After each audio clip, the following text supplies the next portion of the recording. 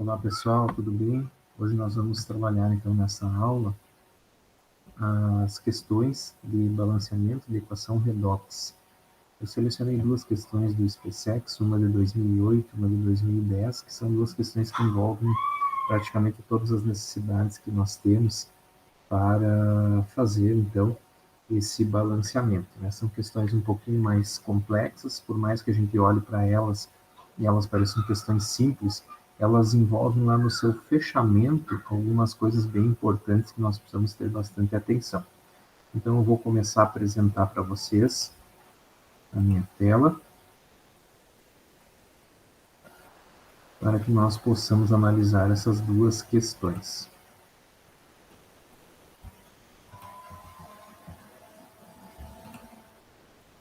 Muito bem. Então, olha só. Nós iniciamos com essa questão de 2010 aqui, e ela diz o seguinte: dada a seguinte equação de óxido-redução, onde nós temos aí o CrOH3, o IO3-, o OH-, formando o CrO4-2, o I-, e água. Considerando o método de balanceamento de equações químicas por oxirredução, a soma total dos coeficientes mínimos e inteiros das espécies envolvidas após o balanceamento da equação iônica e o agente oxidante são, respectivamente. Então, veja que nós precisamos aqui descobrir qual é a soma dos coeficientes mínimos inteiros e também qual é o agente oxidante. Para isso, nós precisamos ter conhecimento do que é um agente oxidante, do que é um agente redutor, saber quem se reduz, quem se oxida, e precisamos, a partir disto, então, conseguir encontrar, para que a partir disso a gente possa encontrar, então, os nossos coeficientes estequiométricos também. Então, vamos lá. Esses aqui eu destaquei, né? Nós precisamos encontrar os coeficientes mínimos e inteiros e também o agente oxidante.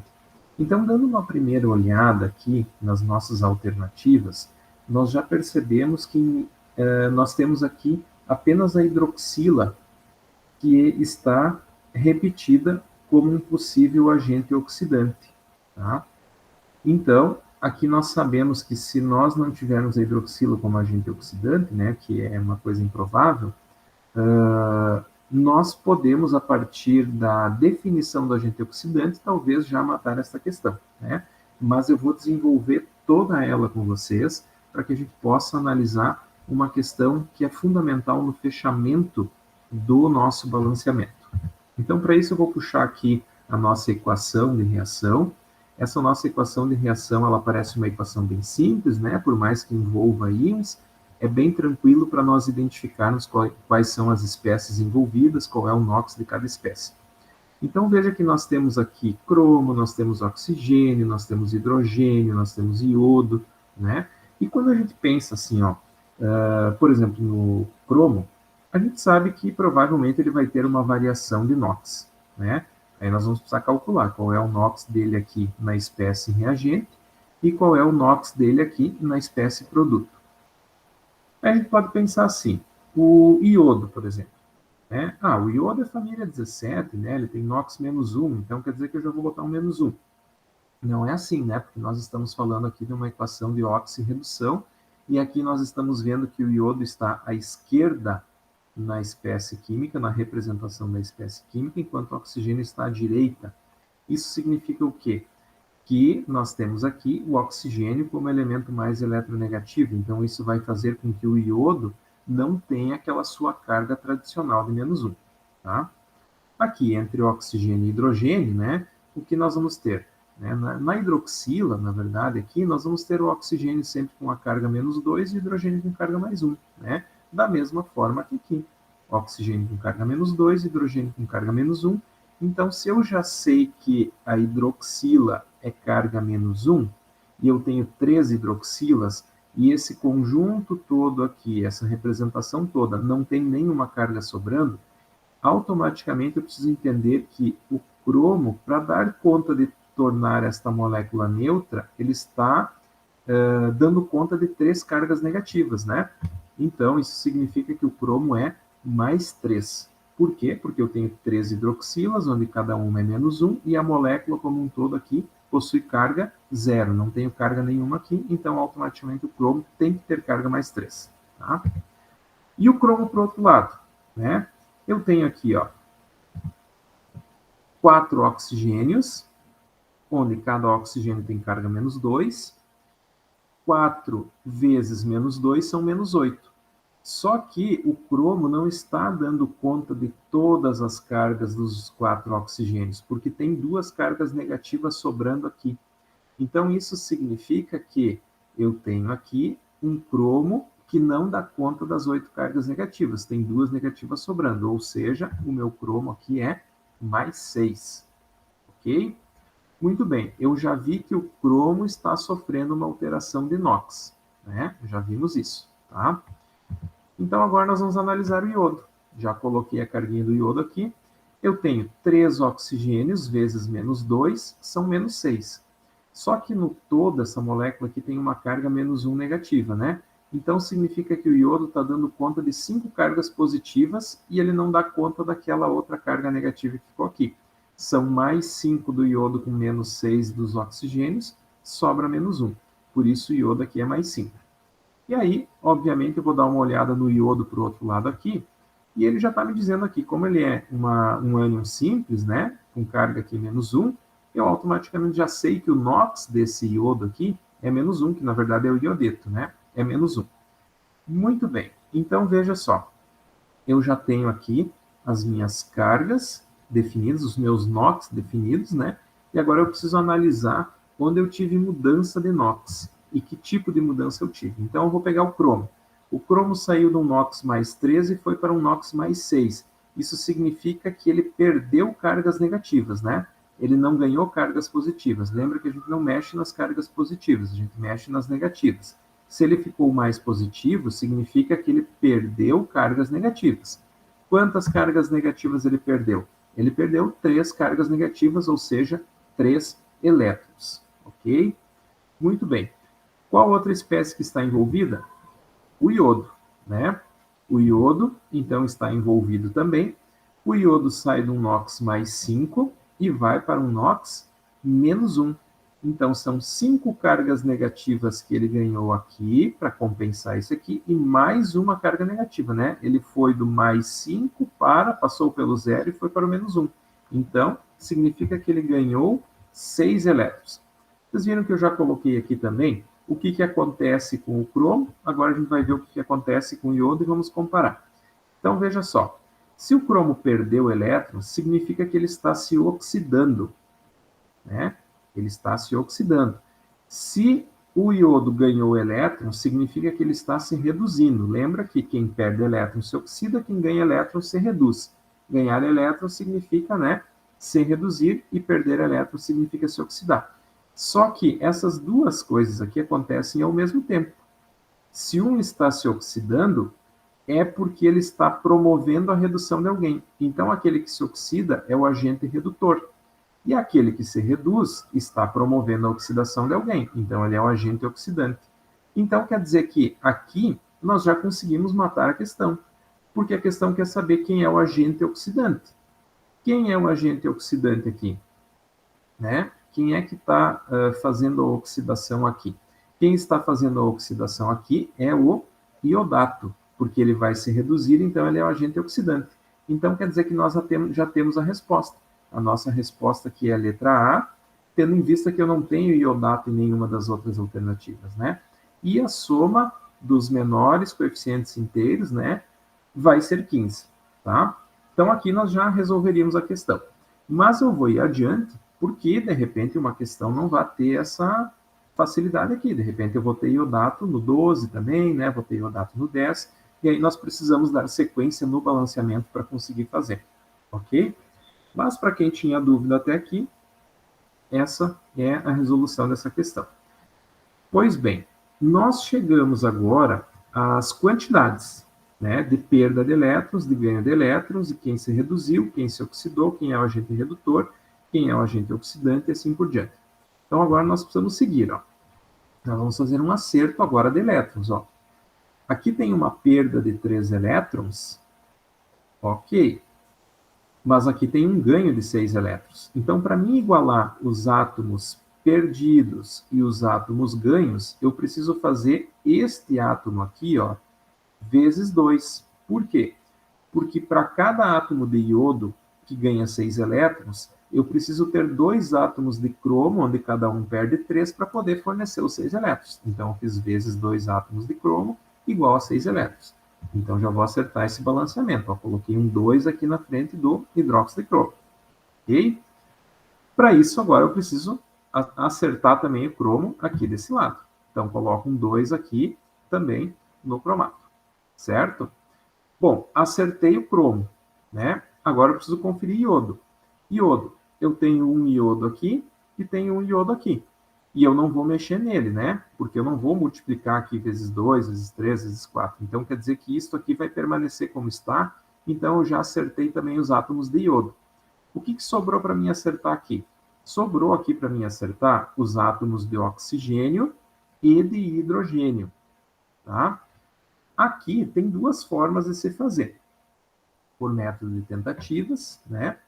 Ou também tem uma forma de fazer por sistema, tá? Por método de tentativas dá para fazer, mas tu perde um pouquinho de tempo, por quê? Tu vai tentar, tá, mas se for um OH aqui, quantos oxigênios e quantos hidrogênios eu vou ter? Tenho tantos. Aí conta quantos hidrogênios e oxigênios tem aqui, tenho tantos. Ah, não fechou. E se eu colocar um 2 aqui? Conta de novo. Hidrogênios e oxigênios aqui, e hidrogênios e oxigênios aqui, né? E vai tentando fazer esse acerto aqui pelas tentativas, tá? Vai chegar um momento que vai dar certo, ok? Botou um 3 aqui, acerta aqui hidrogênios, oxigênios, ainda não está conseguindo fechar, porque quando eu acerto hidrogênio, não fecha com oxigênio e assim por diante. Lembrando que não pode mais mexer neste aqui, neste aqui, neste aqui e neste aqui. Só pode mexer no OH, na hidroxila e na água. Por isso que dá para fazer pelo método das tentativas, tá? Mas tem um outro método que é pelo acerto das cargas iônicas, certo? Então, tracei um risco aqui para nós separarmos o que nós vamos fazer agora. Busquei aqui a nossa equação de reação, que já está semi-balanceada, né? E agora nós vamos calcular, então, as cargas iônicas, tá? Então, toda substância que não tem carga aqui, ela tem, então, uma carga zero. Né? As substâncias que têm carga aqui, a carga delas é exatamente essa que está aparecendo aqui. As cargas dos reagentes têm que ser exatamente igual às cargas dos produtos. E o que eu quero saber aqui, afinal de contas? Eu quero saber qual é o coeficiente do OH e qual é o coeficiente da água. Então, eu vou colocar um X aqui para o OH e um Y para a água. Pode ser um A e um B, enfim, a incógnita que quiser. O importante é que tu coloque aqui o X e o Y, a incógnita e a incógnita. Então, agora eu vou montar esse sistema. Como que eu monto esse sistema? Ó? Assim, se o meu hidróxido de cromio é zero, eu tenho 2 vezes zero. Mais o quê?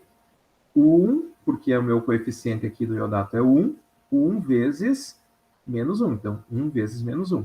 Mais x vezes menos 1, que é a carga da hidroxila. Igual. Isso aqui tem que ser igual. As cargas dos dois lados têm que ser iguais. Igual. 2 vezes menos 2, mais 1, coeficiente aqui do iodeto, vezes menos 1, mais y vezes zero, porque a carga da água é zero. Agora eu vou desenvolver aqui o cálculo. Então, eu vou ter aqui, obviamente, 0, mais menos 1, mais menos x, igual menos 4, mais menos 1, mais 0. Ou seja, eu vou ter menos x igual menos 5 mais 1. Ah, da onde surgiu esse mais 1? Esse menos 1 aqui, passei para o outro lado, ele passou com carga contrária, mais 1. Então, eu fiquei menos 4 com menos 1, menos 5. Esse menos 1 passou para cá com mais 1, então eu vou ter aqui menos x igual a menos 4, na verdade, né? E fazendo vezes menos 1, eu vou ter x igual a 4. O que, que é isso? Isso significa que o meu coeficiente estequiométrico da hidroxila é 4. Então, eu vou colocar um 4 aqui. Coloquei o 4 aqui em cima. Agora, eu não tenho mais como mexer nesse lado. Então, agora basta eu calcular quantos oxigênios e quantos hidrogênios eu tenho aqui e fazer o acerto com a água. Então, eu vou lá. Vou pelos hidrogênios, né? 2 vezes 3, que são 3 OHs, né? 6. 4 vezes 1, 4. 6 mais 4, 10. Para mim ter, como eu não tenho hidrogênio aqui, para mim ter 10 hidrogênios aqui nos meus produtos, eu preciso colocar um 5 aqui na frente da água. Coloquei o 5 aqui. Então, significa que eu acertei hidrogênios. Agora, eu quero conferir os oxigênios para ver se de fato isso aqui está certo, né? 2 vezes 3, 6. Mais 3 aqui, 9. Mais 4 aqui, 13. Ok, eu tenho 13. 2 vezes 4, 8. 5 vezes 1, 5. 8 mais 5, 13. Fechou, então, aqui o meu balanceamento. Qual a soma dos meus coeficientes estequiométricos? Eu tenho aqui 2, mais 1, 3, mais 4, 7, mais 2, 9, mais 1, 10, mais 5, 15. Fechou aqui. Eu já sabia que era o íon iodato, né? Eu já tinha matado essa questão antes, mas nós fomos fazer o balanceamento, porque alguma questão pode não ter essa facilidade de ter apenas um agente oxidante ali. Então, a nossa resposta aqui é 15, coeficientes mínimos inteiros, e o íon iodato é o agente oxidante. Muito bem, pessoal. Então, agora nós vamos para uma outra questão que ela dificulta um pouquinho mais, tá? Vou passar para outra questão aqui. Questão 16, do SpaceX 2008, e ela quer saber o seguinte: a soma dos menores coeficientes estequiométricos inteiros que balanceiam a equação iônica da reação de óxido-redução, representado no quadro abaixo, é. Então, nós temos aqui o Cl2 mais OH-, formando Cl- mais ClO3-, mais H2O. Tá? Ah, mas ela parece ser mais simples que a anterior. Sim, parece, mas tem um detalhezinho aqui que vai fazer com que a gente tenha que ter um olhar diferente. Tá? Então, eu vou colocar a equação aqui embaixo e nós vamos começar a buscar os NOx. Cl2 significa que eu tenho cloro ligado a cloro por ligação covalente, ou seja, NOx zero. Aqui, cada cloro tem NOx zero. OH-, obviamente eu tenho aqui menos 2 para o oxigênio, mais 1 para o hidrogênio, né? Deu uma carga menos 1. Será que o hidrogênio e o oxigênio mudam aqui para esse lado? Para mim, de repente, essa espécie também é uma oxidante, uma redutora? Qual o NOx do hidrogênio na água? Mais 1, o mesmo que da hidroxila. Qual o NOx do oxigênio na água? Menos 2, o mesmo que da hidroxila. Ah, mas então, peraí. Como é que eu só tenho uma espécie aqui que pode ter variação de NOx, que é o cloro? Então, eu não vou ter quem oxida, não vou ter quem se reduz? Talvez a mesma espécie esteja sofrendo oxidação e redução, já que oxigênio e hidrogênio não sofrem isso, porque eu não tenho peróxido nem superóxido aqui, né? Então, vamos analisar aqui o cloro, o que acontece aqui, ó, no cloreto. Aqui, a carga já é fácil de perceber, é menos 1, né? Então, vamos colocar aqui, menos 1. E aqui, no ClO3-, né? O que nós temos aqui no clorato? No clorato, nós temos o seguinte: menos 2 de cada oxigênio vezes 3 são menos 6. Como eu tenho uma carga negativa sobrando, significa que tem só 5 cargas positivas que estão compensando as cargas negativas, né? Então, eu tenho aqui um mais 5 para este cloro. Mais 5 com menos 6 sobra menos 1. Então, veja que o nosso cloro aqui, ó, o Cl2, ele está sofrendo dois processos. Um processo de oxidação, né, daqui para cá, e um processo de redução, daqui para cá. Daqui para cá ele tem ganho de elétrons e daqui para cá ele tem perda de elétrons. Então, nesse caso, a gente pode, se nós quisermos, para facilitar, repetir o Cl2 aqui do lado, como eu fiz. Aí eu defino que o NOx dele é zero, né? E eu defino que um desses cloros aqui vai ser aquele que se reduziu e o outro vai ser aquele que se oxidou. Então, vou começar a fazer isso. De 0 para menos 1, o que aconteceu? Ganhou um elétron, né? Como aqui ele não quer saber quem é que se reduziu, quem se oxidou, então nós não precisamos nos preocupar com isso, tá? Mas vou colocar aqui, agora, a variação do outro cloro. O que aconteceu aqui? Saiu de 0 para mais 5. Então, quer dizer que aqui teve oxidação, teve uma perda de 5 elétrons, né? Bom, mas se esse aqui está ganhando 1 elétron e esse aqui está perdendo 5, quer dizer que eu preciso 5 deste aqui para 1 deste aqui, certo? Então, vou fazer vezes 5, que vai dar os 5 elétrons ganhos, né? E os 5 elétrons perdidos. Mas se eu fiz vezes 5 aqui, então eu tenho que colocar esse 5 aqui na frente, né? Coloquei o 5. Tá, nessa espécie aqui, eu tenho 5 vezes 2, são 10 elétrons, 10 cloros, né? Então, eu tenho que acertar o coeficiente estequiométrico aqui também. Vou colocar um 10 aqui, ok? Agora, nessa espécie aqui, como eu não tenho vezes nada aqui, então significa que eu tenho 2 átomos de cloro aqui, eu preciso ter 2 átomos de cloro aqui também. E eu só tenho 1, então eu tenho que colocar o coeficiente estequiométrico 2 aqui para acertar as quantidades de cloro. Então, eu vou ter aqui, ó. Aqui eu tenho 5 vezes 2, 10, mais 2 aqui, 12, né? Aqui eu tenho 10 mais 2, 12. Acertei a quantidade de cloro. Agora eu vou para o acerto de oxigênio e hidrogênio. E aí, novamente, eu chego naquela questão, né? Que é uma incógnita, ó. Eu tenho um OH aqui, e eu tenho H2O aqui, e eu tenho oxigênio aqui. Como é que eu vou fazer esse acerto agora? Porque eu não posso mais mexer nessa quantidade de oxigênio, né? Ao mesmo tempo, se eu mexo aqui, eu mexo em hidrogênio e oxigênio, e se eu mexo aqui, eu mexo em hidrogênio e oxigênio também, tá? Quando acontece isso aqui, ó, pessoal, nesta equação aqui, onde eu só tenho hidrogênio e oxigênio nos reagentes na hidroxila, e eu só tenho oxigênio aqui em uma das espécies além da água, eu posso fazer o seguinte, ó. Como eu sei que a hidroxila é praticamente a metade da água, né? Podemos pensar assim, ela tem um hidrogênio a menos que a água, e eu já tenho aqui uma quantidade definida de oxigênio, eu tenho 2 vezes 3, são 6 oxigênios, né? Como eu sei que a água tem o dobro de hidrogênios do que a hidroxila, então eu tenho que fazer 2 vezes 3 são 6. Eu preciso ter 12 hidroxilas. Porque aí eu coloco aqui 12 hidroxilas, eu vou ter 12 oxigênios e 12 hidroxilas.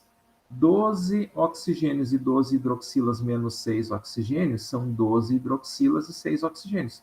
Se eu colocar um 6 aqui na frente da água, eu vou ter mais 6 oxigênios para complementar e os 12 hidrogênios que eu preciso, tá?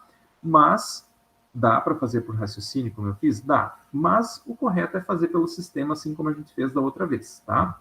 Então, vou traçar a nossa linha aqui embaixo para separar, coloco a nossa equação aqui novamente e começo a montar o sistema, ó.